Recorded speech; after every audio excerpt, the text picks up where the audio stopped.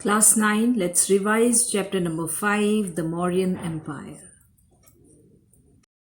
Alexander the Great, he entered and conquered India's territory, and he entered from northwestern side of India, and he conquered Jhelum. Right, and beyond that Jhelum, he also entered further, and beyond Jhelum, a kingdom was there ruled by Porus. No, Porus. So he tried to conquer Porus kingdom also, and the king Porus fought bravely in the battle, and finally he was wounded and taken prisoner. And that Porus king, he said that he had fought for his motherland and he would be treated like a king, right? Saying this, Alexander was very much impressed by that king Porus, and he returned, he gave back that kingdom to Porus, right? After that, Alexander the Great planned to march forward and crossed the Chenab and the Ravi rivers also, and advanced up to the Bias river. His soldiers had heard that the territory beyond Bias was ruled by the mighty Nanda emperor, who could not be defeated easily. They refused to go any further, and Alexander began his return journey. That was in the year of 325 BC. A year or so later, he died at Babylon, which is known as Iraq nowadays. So he died there in Babylon. Effects of Alexander's invasion. So Alexander had appointed many governors for the look after of his conquered territories, right? So the first effect was the routes of communications with the west, both by the land and the sea, were thrown open in manner that had never happened before. So that communication became, the trade became flourished after Alexander's invasion, right? Secondly, the writings of Alexander's general and companions became an important source of information of the Mauryan dynasty, Mauryans. Of these, the most important is the account of Megasthenes, who visited India, the court of Chandragupta, and stayed for some time at Patliputra. So we can get information of Mauryan dynasty and Mauryan empire, especially of Chandragupta, right? Of that period. And third effect is many Greeks had settled in the northwest regions of India. As a result, Indian art and culture came to be increasingly influenced by Greco-Roman culture. So there was a intermingling or mixture of culture, Greek as well as Indian. We called it Greco-Roman culture. The Greek technique left its mark on the Gandhara school of art also. We can see it's a very best example of that Greco-Roman culture, that Gandhara school of art. And beside these, the Greek invasion made kingdom of the northwestern side weak, right? This paved the way for the rise of the growth of Mauryan Empire after that. Now next is sources to reconstruct the age of the Mauryans. The most importantly, the literary source, Indica was the literary source which helped to or which became an important source to reconstruct the age of the Mauryans, right? So in Indica, also spelled or as Indica, Indika, Indica, was written by Megasthenes, a Greek ambassador to Patliputra, and he lived at the Mauryan capital for about 5 years. From his book we come to know about, or we get a lot of information about the organization of the Mauryan army, the administration, and the of Patliputra, growth in economy, especially in agriculture and other occupations, the customs, religion of the people. So, Megasthenes' original Indica, however, was lost, but many a fact given by him was supported by the works of other Greek writers also, such as Strabo and Plutarch and Justin. So this Indica became very important, though it was lost, but it became an important source to reconstruct the age of the Mauryans. So we came to know, or we come to know, or we get many information regarding the Mauryans. Next important literary source is Arthashastra. The book Arthashastra is attributed to Kautilya or Chanakya. It contains about 6,000 verses divided into 15 sections. It provides details of the arts of administration, duties of the king, functions of ministers, and organization of the civil services. It also deals with the high-level diplomacy and relationships between various states. Kautilya's ideal state should provide relief to the poor, the orphans, the old, and the infirm. In the event of the famine, state granaries should open their doors to those who are starving. So these were the writings, or these were the details given by Kautilya in that book Arthashastra.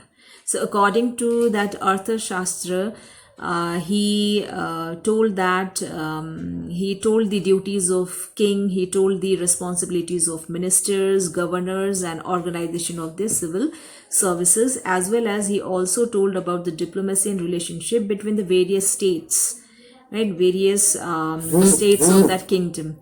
And next, in the time of famine also, in natural calamity, the state should provide or should open their doors of granaries. That gate should be open of granaries, or their doors should be open to those who are starving at the time of famines or at the time of natural calamities, right? So it gave us details about the regarding administrative setup in the kingdom, Mauryan kingdom. Now next is other works also we have as a literary sources like Vayu Purana and Matsya Purana.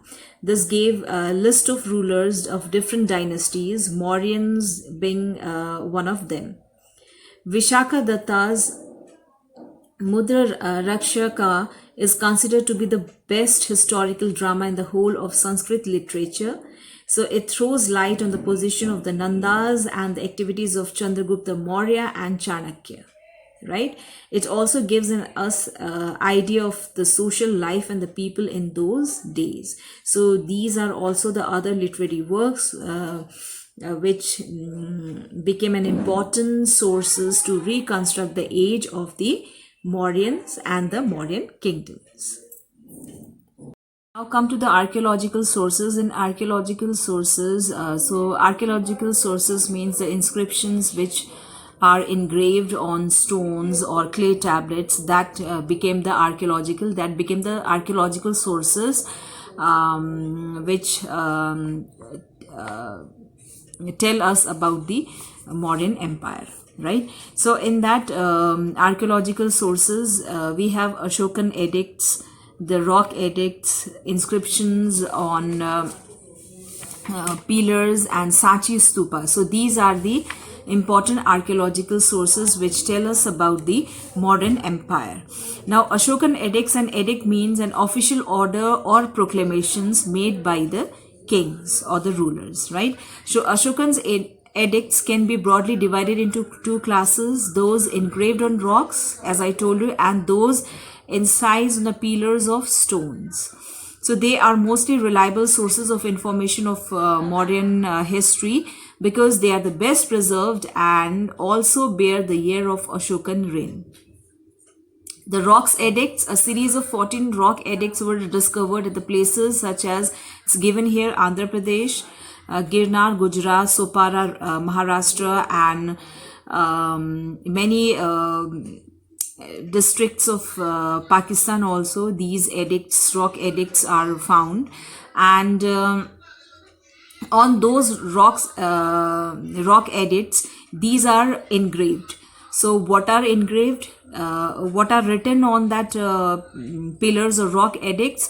Non-violence or abstention from killing of living organism or living beings, truthfulness, as well as obedience to the parents and elders, obedience or respect to the parents and elders, and respect towards teachers. So, according to Rock Edict 13, in this war, about 100,000 people were killed in Kalinga War, and as many as 150,000 people were became prisoners. Right, and the horrors of the war awakened in Ashoka's heart the feelings of profound sorrow. So 13th Rock Edict says, the beloved of the gods, the king considers victory of by Dhamma to be the foremost victory. So the most important events that how Ashoka got changed, or how he renounced the war and started adopting Dhamma. So that all written on this Rock Edict and Rock Edict number 13. That all incident evidence has been engraved on that Rock Edict 13. Inscriptions on pillars now. The pillars are the best specimens of modern architecture. The art critics have nothing but admirations of these pillars. So art on those pillars also became the sources to reconstruct the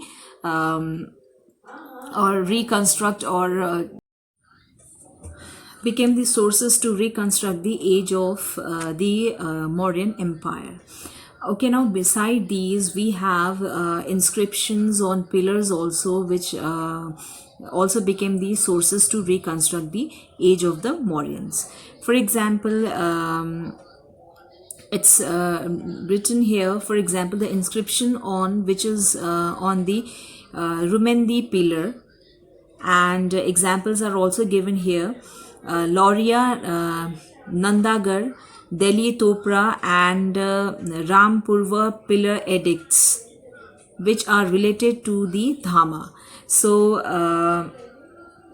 the inscriptions are engraved on these pillars, and we can see the fine arts and architecture on these pillars, right? So that became the most important archaeological sources to reconstruct the age of Mauryan Empire.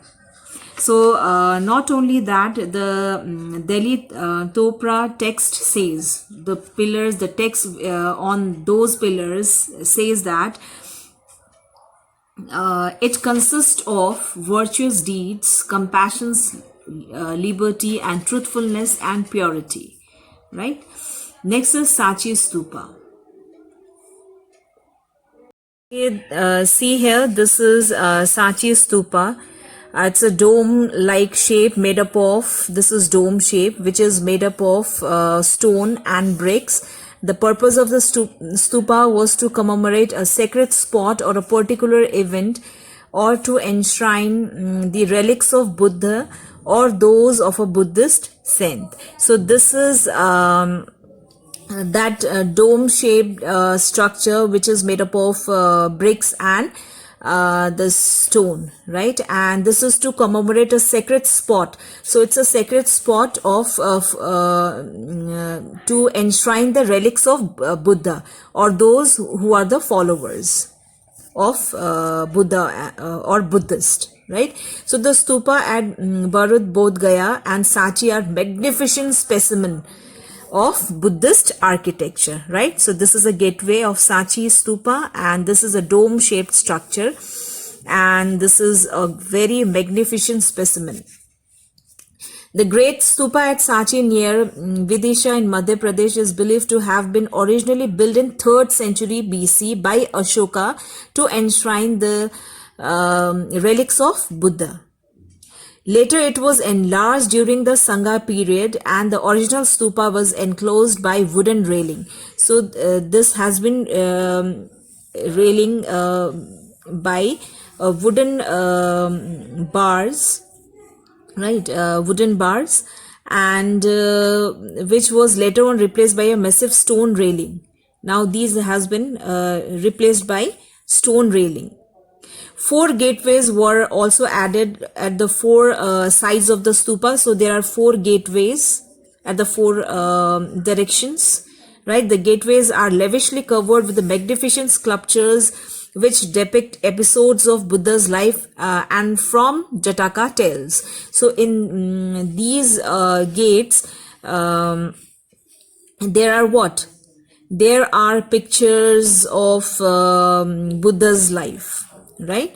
So episodes from Buddha's life, it has been engraved here, and beautiful paintings are there from Jataka tales, and Buddha was represented in symbolic form like that of a wheel or a lotus or a throne under a peepal tree, right?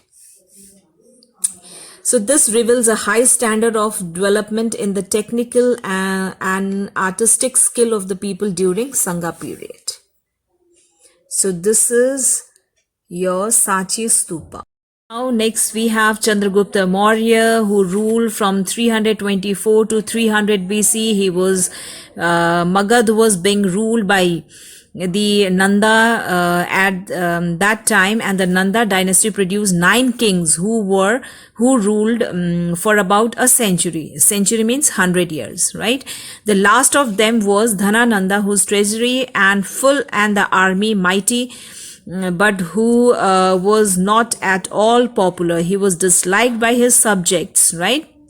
So Vishnugupta, better known as Chanakya or Kautilya. So the original name of Chanakya and Kautilya was Vishnugupta, right? Was a learned Brahmin of Takshila. He had gone to Patliputra, where he was humiliated once he was insulted by the Nanda king. So on his way back to Takshila, he met a young Chandragupta whose mother probably belonged to the Maurya clan of eastern India, saying that signs of greatness in that boy Chanakya, that means Vishnugupta, took him to his native town of Takshila. There he gave him a thorough education in the arts of war and of government, and he wanted after that he wanted to take revenge, and for this he Chanakya or Gupta gave Chandragupta Maurya a thorough education in the arts of war and of government. Now next is Chandragupta's conquest. Chandragupta Maurya was very brave and able and efficient. He conquered Punjab, as well as he conquered Magad also under the guidance of Chanakya. That means Vishnugupta, right? So not only that, he also conquered the territories of Kandar and Herat and Kabul, which is now in Afghanistan, right? So he also conquered those territories and under the guidance of Vishnugupta. That means Chanakya, right? So the clever diplomacy of Kautilya, Chanakya played a no less prominent part in it than the bravery and military skill of Chandragupta. Next is invasion of Seleucus Nicator. Chandragupta expanded the territories of his empire. The territory of west of Indus were ruled by the Greek king Seleucus, and he crossed the Indus in 305, and there he fought courageously, and he added that he defeated Seleucus in 305 BC and added that territories to his kingdom, right? Okay, now next is the greatness of Chandragupta Maurya. Okay, children, that's all for the day. Today I'll stop here only and I'll continue this chapter tomorrow so that we will be completing this chapter by tomorrow. Right, children? Okay, just revise this chapter and just give a thorough reading of this chapter. Right? Thank you.